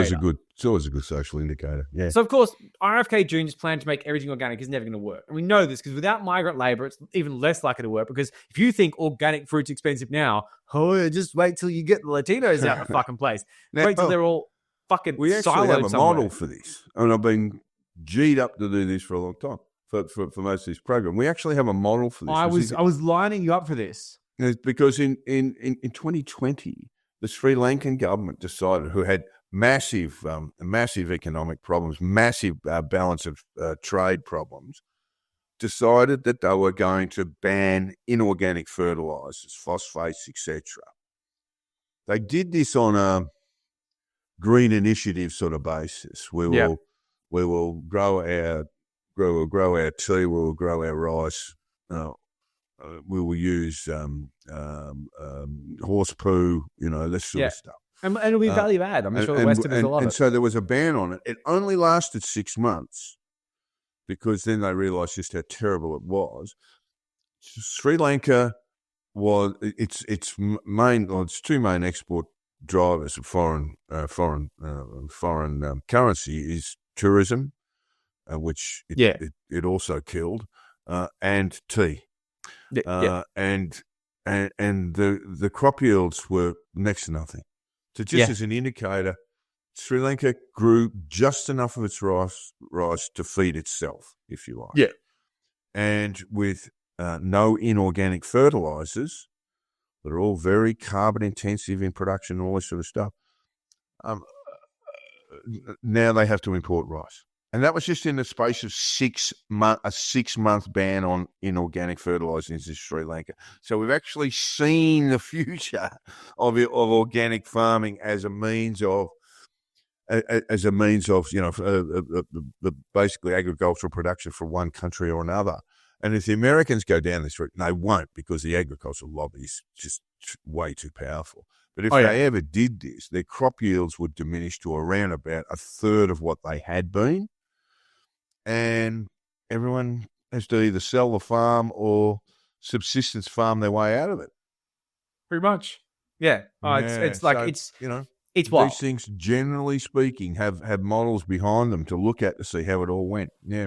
Yeah. So if you want to get more on that, I think you had the big one on episode 19 of the Two Jacks, which I think is when it was still Patreon only. Is when you went hard on that. But I think we did an episode on that. But I think it might also be a Patreon one. We definitely did. It was just a bit of madness. And, of course, it led to political turmoil where Rafasoma was thrown out. People power came in. But the economic devastation to Sri Lanka only just inching its way back now. And if you've got a few Bob listeners and you're looking for somewhere to go on a lovely holiday, I've not been, but I will one day. Go to Sri Lanka. Yeah. It's going to be cheap. It's going to be lovely. The Sri Lankans are beautiful people. Their food is magnificent. And they have a tourist setup, right? So they've got the big hotels and all this sort of stuff. And of course, if you want to time it, you can go and watch some cricket there too. But also, episode 89. Global food shortages. Well done. That's the one. That's where it's at. It was an absolutely disastrous piece of public policy. It was sold as, we're going to go organic, we're going to go green. But it really wasn't that. They just didn't have the cash, or they thought they could save the cash, bring their balance of trade deficit down a bit by banning chemical fertilizers, and it was a fucking disaster. Similar to RFK Jr., they didn't think it through. Yeah. They did not fucking think it through. RFK, it was only 4 years ago, champion. Yeah, I know. Wasn't that fucking long ago, you dead shit? Mate, he doesn't have any perspective on fucking anything. Anyway, so there are positives here, though. Let's take away from the sadness. So RFK Jr. has suggested he will make pharmaceutical advertising illegal, and this is absolutely a good thing. It's the same. It's a thing here, right? Like, the best you'll get here is those erectile dysfunction ads when Viagra was still expensive. My dad was actually cast for one, but he didn't get it, which is very upsetting because I would have loved my dad to be the face of erectile dysfunction in Australia. But you basically have these ads that say, if you have erectile dysfunction, talk to your doctor. And they hope that your doctor prescribes Viagra. That's how this works. You can't just say, get Viagra, your dick will be hard. And that's great. Totally down with that. You should not be able, you just shouldn't go to a GP and just ask for drugs by name. And this is the kind of shit that happens with Ozempic and stuff like that because of the media furor around them. But generally speaking, you should not do that. You should tell them what's wrong with you and they prescribe you drugs. I mean, we do have a much better regulated system. You, Joel, and certainly I, at time, if you ever walk into a chemist shop or a drugstore in the United States, you can't believe the amount of stuff that's available over the counter. Oh, there's tons of stuff. That is definitely, only available by prescription or, under the counter, so to speak. And these are things that are advertised on fucking television. That's insane. I mean, look, you go to Southeast Asia and you can get Valium from a fucking convenience store, which is insane. But that's a whole other story. But this is the thing, right? If you go to the US, you'll see ads for drugs like antidepressants. As we said earlier, there is a high percentage of people on them, and we could argue they're overprescribed. Sure, we don't argue the fact that they should have a place in society, but they're being sold as a solution on television to life's problems. These idyllic scenery situations, horses and shit, people with big smiles. That is completely fucked in the head and should not happen. Yeah, if he managed to make that illegal, he won't. But if he does, I will support that. There's tons of things he's doing. All the food dyes and stuff. I would see the whole process of regulation the backlash would be felt from the advertising industry. Oh, advertising, big pharma, they'd all shit themselves, and Trump would take 3 phone calls. Big and he'd pharma bend. probably wouldn't wear it that much. I mean, they would get around it. They would get around it with consulting directly with physicians and GPs and things like that. Yeah. The advertising industry would be going, hey, Yeah. this is grist for the mill. A little bit like our gambling ads in this country. I've got 10 we white won't really old men go them on because call. because the networks say if you take away the gambling advertising revenue, No sport. we're shot wood ducks. Yeah. And look, and that is fair, but I think they could probably lower their cost. One thing that I will say is that I have done some work for medical practices before, and one medical practice had pharma reps, and over the years, they used to bring like trays of sandwiches and shit like that in because they could only do that. Then they'd bring in their stationery and stuff like that. They got to a point where the pharma reps came in empty-handed because the regulations prevented them from bringing fucking anything. And I must say, they were way more receptive to the fucking pharma reps when they brought the tray of sandwiches than when they came in empty-handed, like bitches being like, oh, can I please have 10 minutes of your time? No, you can't. When you come in with a fucking tray of subs and you're like, can I 10 minutes of time? You're like, yeah, I'll give you 15, mate. These look delicious. It is lunchtime after all. Like, the regulations in Australia are hectic. And I fucking agree with them. They're so good. But this is the thing, right? So Kennedy's also floated the very Democrat idea of capping drug prices, which, if done well, could be a huge relief for Americans, especially ones with chronic health issues. It's been one of right? the major pushes of the Biden administration, yeah. Yeah, like they're working on this sort of stuff, man. There's like the government's doing stuff here. But the chance this actually happening, especially in this fucked up administration with corporatist cunts that's full of billionaires, is just like minimal, if zero. If you wanted that, vote Harris. Too late. Fuck you. So this sort of thing also relies on legislation being passed through the House and Senate, which is full of big pharma-funded Democrats and Republicans. It's not going to happen. It's not going to happen because RFK Jr. says it's going to happen because no one fucking listens to him. So he's already had to walk back on comments on vaccines, and he said this, right? I'm not going to take away anybody's vaccines. I've never been anti-vaccine. If vaccines are working for somebody, I'm not going to take them away. People ought to have a choice, and that choice ought to be informed by the best information. Yeah, that best information's him, apparently.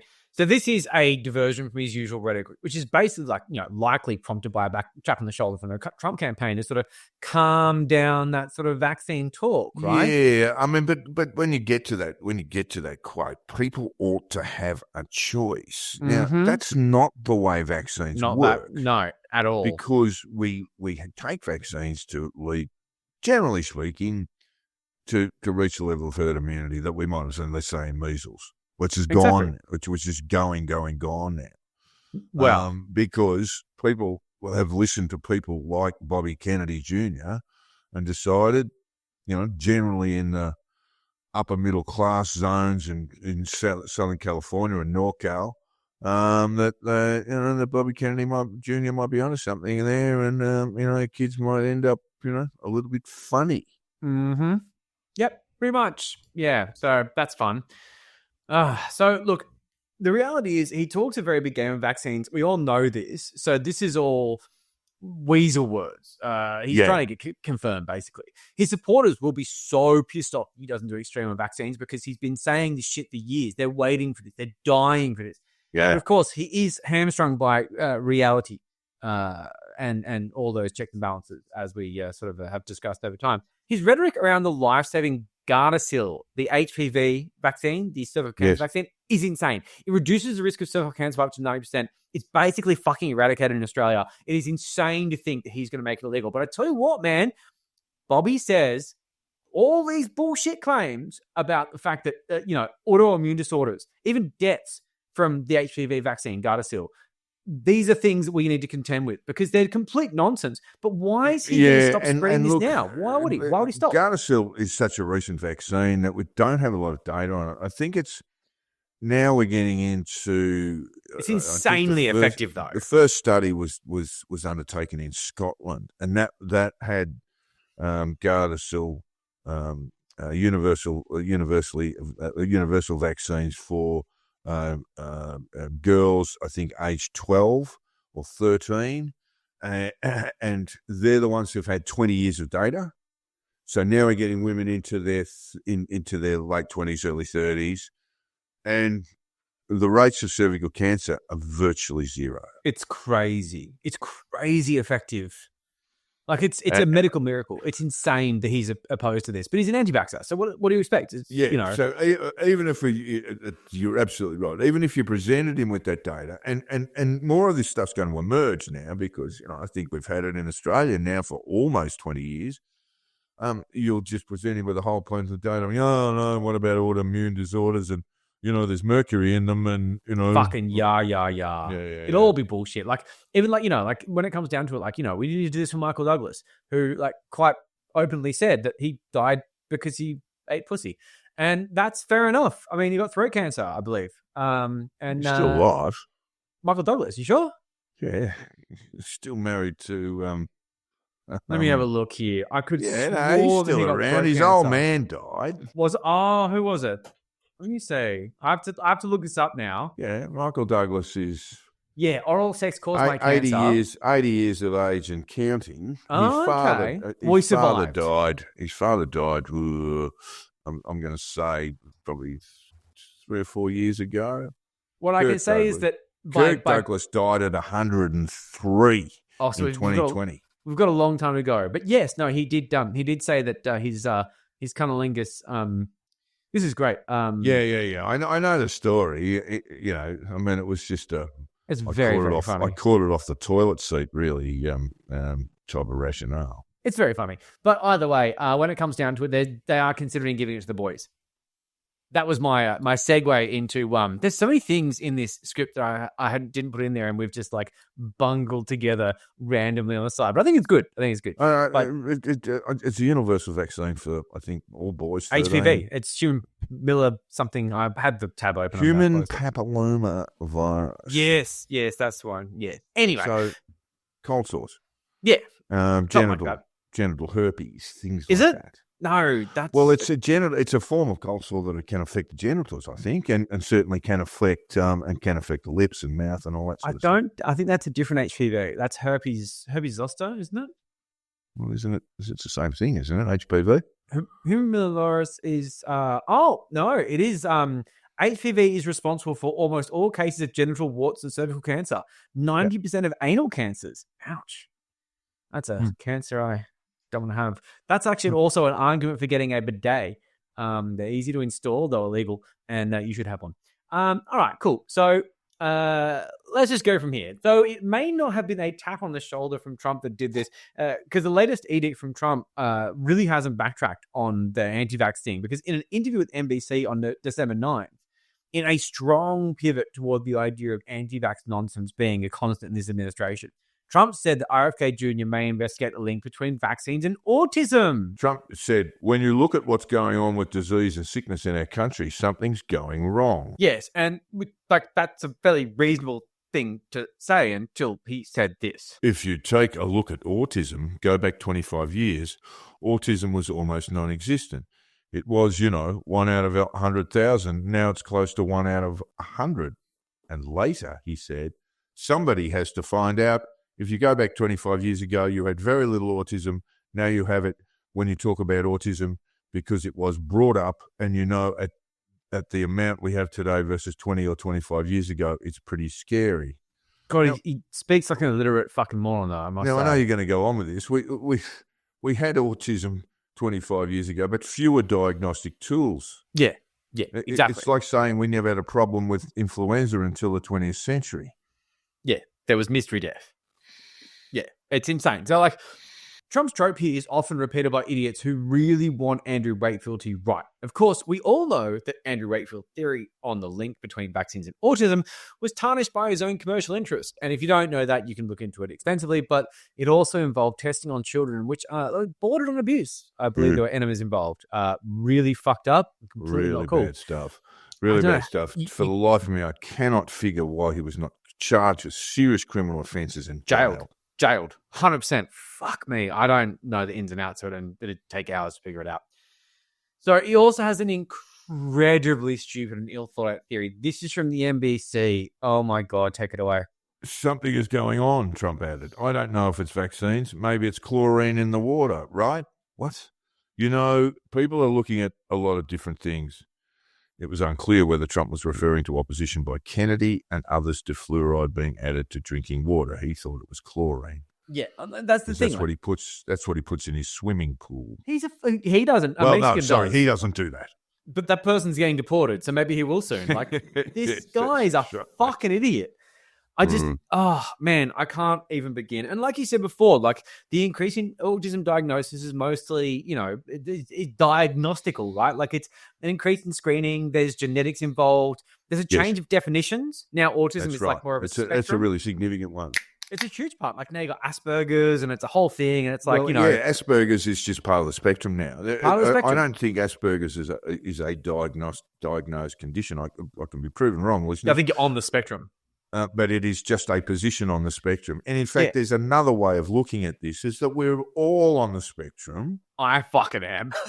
Well, no, that we are all on the spectrum, and there's just gradations. And the joke is that we are all of us on the spectrum, but some of us are looking at the stars. So that's a good way of putting it. That's probably the best way of thinking about autism. Okay, so there was a part of me that held me back from making this analogy early when I was writing this script, but now I've had a few beers, that part is gone. Fucking Colin Friels in Malcolm. Have you seen Malcolm?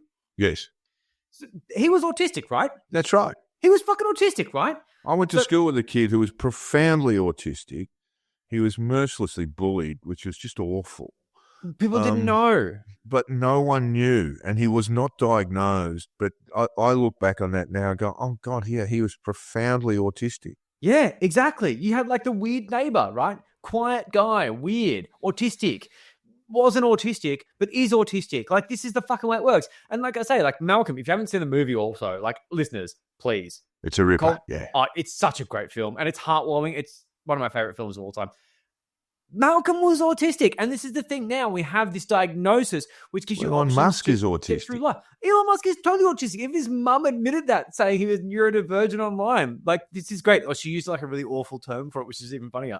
But like, this is progress, right? Like, this is fine. Like, I'm ADHD. That's fine.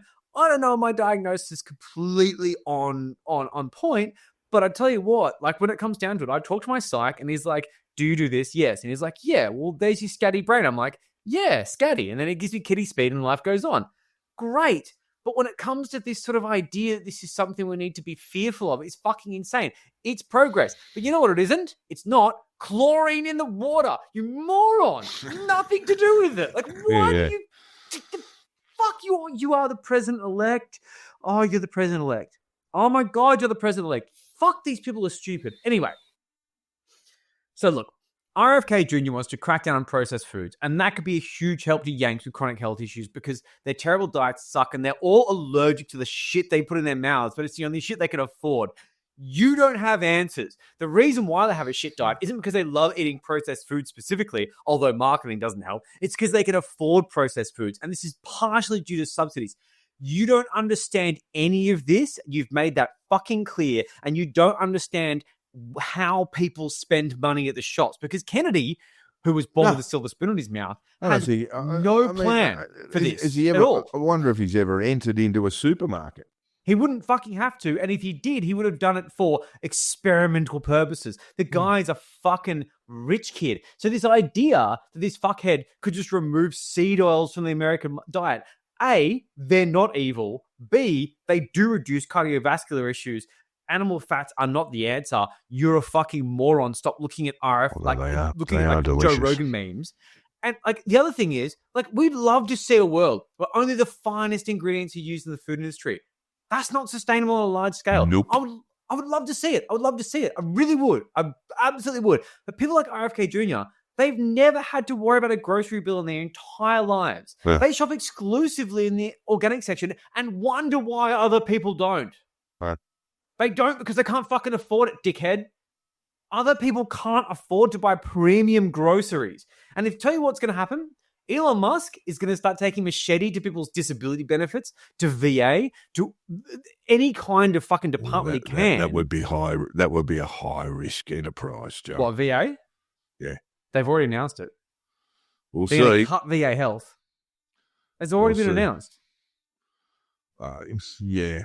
Let's see what happens when the rubber hits the road. That would be, again, just a fucking disaster for Oh, them. it's insane. It's insane. That is one of the largest parts of their Doge plan is to just kill the VA. Wow. All right, we'll see.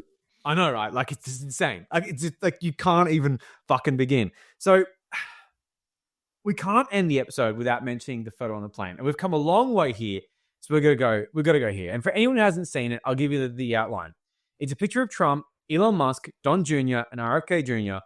sitting at a table eating Maccas, which doesn't seem like a big deal, but it is, because they're all grinning idiots while RFK Jr. there looks like he's had a fucking wooden stake thrown through his He fucking hasn't heart. even unwrapped his burger. Oh, he's got a full fat Coke there, and everyone's like, "Oh, full fat Coke." Trust me, if you knew aspartame conspiracy theories, you would know why he's got a full fucking sugar Coke. He would want the Mexican one because it's, anyway. So they were on their way to a UFC fight, and I tell you why that's the case, because the USA is now an actual idiocracy. Yeah, this is where we are now. This is like a fucking State Department visit is going to the fucking octagon.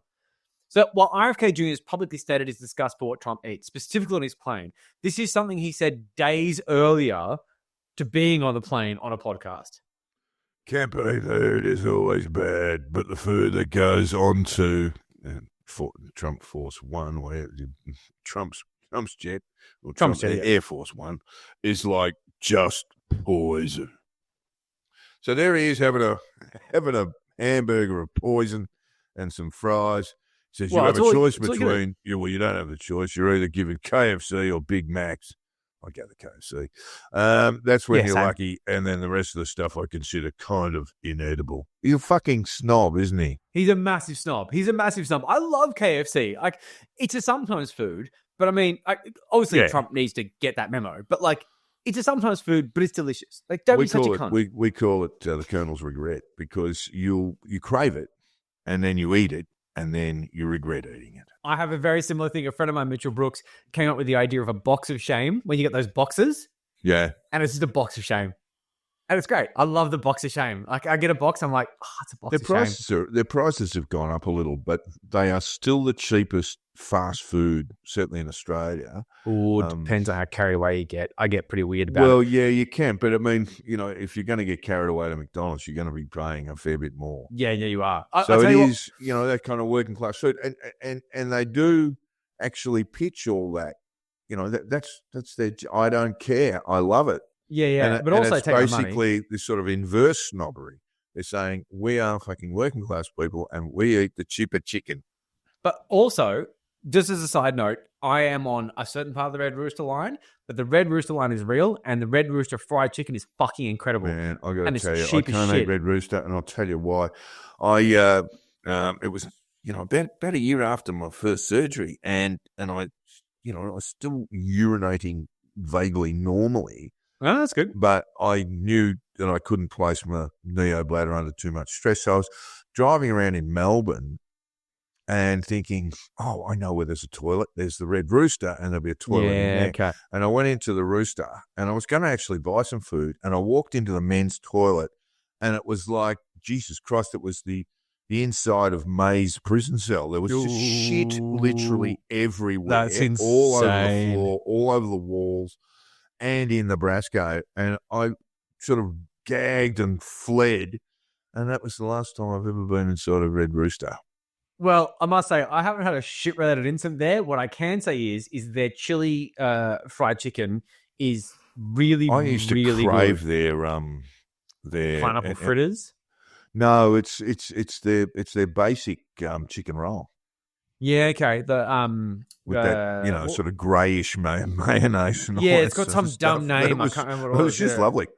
Yeah, my friend actually used to not work after this there. shit episode. I thought, look, if they can't get this right, I'm not sure how hygienic things are going to be behind the jump. That's a division of labour issue, and I'm not going to take it. Look, my mate used to work at Red Rooster. He'd bring us back chickens, and they were incredible because they brine the fuck out of them. They just inject them with as much salt water as they possibly can, and god damn, that is delicious. Yeah. And I also must say, like I say, then I just had that bad moment.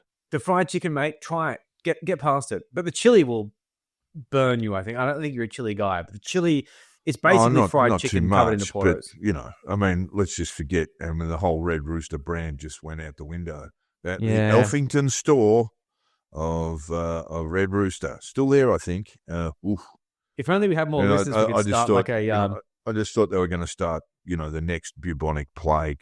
It was that fucking bad. Yeah, we need to either that or cholera. An Engadine Macca's meme on your disgraced Red Rooster store. Anyway, fuck, we're digressing again. See, this is what happens when we spend a couple of weeks ago. We just get fucking carried away. So get on with it. This is your bit, I hear, I reckon. Yeah, so I should get on with it. The picture has been considered a power move by Trump, or in a more conspiratorial term, a humiliation ritual at the hands of Don and Donnie Jr. Humiliation rituals are usually associated with the Illuminati and a way of demonstrating power over someone. It is also associated with a hazing ritual when someone joins a college fraternity to demonstrate your loyalty by sacrificing your dignity in some kind of weird, dumb ritual. It's what it looked like. It would look like, but it's also giving a lot of very stupid people a lot of credit because they don't plan this shit, do they? I mean, come on. They were going to eat this garbage all along. It was always on the plane. Even days earlier, RFK Jr. said there'll be Maccas, right? So it is. They thought it'd be funny, and I tell you why. This is the one thing I'll give them credit for. It was funny. It was funny. It was humiliating. But the reason why it's funny and humiliating is because they are basically 90s movie school bullies. They are, you know, Biff from fucking Back to the Future. They are shit cunts. They're not Illuminati masterminds. They're not college hazers. That would require a college degree. Oh, yeah. No, they're just bully cunts. And RFK Jr. knew the moment that photo was being taken, he was going to look like a prick because his face just says everything. Just says it. Yeah, well, he also used to, well, he claims that he used to drink, I don't know, this is not the Donald, this is RFK Jr. He used to drink half a dozen Cokes a day. Oh, did he? The full strength Coke. And they had a little bottle of Coke next to him. Yeah, no, like, he did. Yeah. Drink the Coke, mate. Drink the Coke. Get back on it. It was like, you know, they thought he might have been an undercover cop. And it was like, you know, you've got to snort the Coke. You've got to have a blast of the heroin. Motherfucker. Otherwise, you know, you're not one of us. Oh, totally. But the thing that would be great is if he actually did have a Coke Zero or a Diet Coke, because aspartame is, in the conspiracy universe, still enemy number one. So I would have found that very, very funny. But, you know, when it comes down to it, man, RFK Jr. is just another clueless, rich kid, permanently online, completely out of touch with reality. And his plans are basically going to bankrupt farmers, frustrate research, starve families, and in the case of raw milk, probably kill some kids. Yeah, that's cool. Oh, wait, the vaccines. Last episode. Let's not forget the vaccines. But let's not say that Mr. Measles is new to the idea of killing children. This won't be his first rodeo when it comes to infanticide. He has kids' blood all over his hands. Drip. Yeah, thanks to Samoa, you're a fucking piece of shit. So the only thing we can hope for is that yet again, Trump was talking out his ass. We rely on him being a fantastical liar, and that Bobby never actually sees a job in the next administration. But that is looking less and less likely. But as we get closer to inauguration, it seems they are actually set to keep him on board because we see nominations like Gates went to shit. Pete Hegseth looking fucking shaky. The general discourse around RFK Jr. is quiet, if anything. Probably, I'd suggest that's because he's just another idiot. I mean, I was talking about this earlier. The Wall Street Journal has gone really hard on this sort of chaotic nomination process, and to the point where I believe Donald rang up Rupert and basically asked him to back off. I find that fascinating. And that never really works with Rupert. That he always fine says, old man. I'll let my editors make the decisions. Yeah. But of course, those editors are cherry picked. But at the same time, like that's the thing. Like, you know, as you say from an insider on this sort of thing, they don't tell you what to say, but they do hire people who will say certain things. That's as simple as it goes. Sure. Totally fair enough. And that's how these things sort of work. And the idea of appealing to Rupert with the idea that he's somehow the puppet master really doesn't quite understand how the system works. I'm not sure how long it's going to last for, though, to be fair. Yes, indeed. Now, you have been listening to the Conditional Release Program with your host, Jack the Insider, Joel Pill. If you haven't already, hit the subscribe button. And if you've enjoyed our bullshit, throw us a 5-star review on your podcast app. Jack can be found on Twitter, and I can as well. Jack the Insider, Crunch Moses. Yeah, We're not really there very much. Probably by the on next Blue show, Sky we'll be now. able to announce our Blue Sky. I'm on Blue Sky. You can find I'm on me Blue easily. Sky. You can hit me up on Blue Sky. My name, my Crunch DMs Moses. are always open. Jack the Actually, Insider. I don't use Crunch Moses anymore. I'm gonna kill that because I used to use my real name, just Joel Hill at Blue Sky. Yeah. But you're Jack the Insider, right? Yeah, so we're on Blue Sky if you want to hit us up there. I know a lot of people have moved over 1 million a day, which is okay, but it's not huge social media numbers. But my traction's shit on it though. It sucks. I post something and I get like nothing. It's upsetting, but you know what? Yeah, because Fuck it's a very embryonic sort of thing. Yeah. Yeah, I'm embryonic too. Who gives a shit? If I'm not relevant, I'm fine. There are very lovely people who exist around me, and that's nice. I only need a handful of loves. Anyway, we have a Patreon. Give us some money and all that jazz. $5 a month and you're in. You can pay more if you want to, and you'll get better access. But we've got all sorts of bonus content there, and we will be doing later in the week, and possibly on the weekend, we will be doing a Black Label episode, which is for patrons only, where we do a lot of swearing and tell people to get fucked, especially ones we don't like. And finally, all feedback, tips, and death threats should be sent to the Conditional Release Program at gmail.com.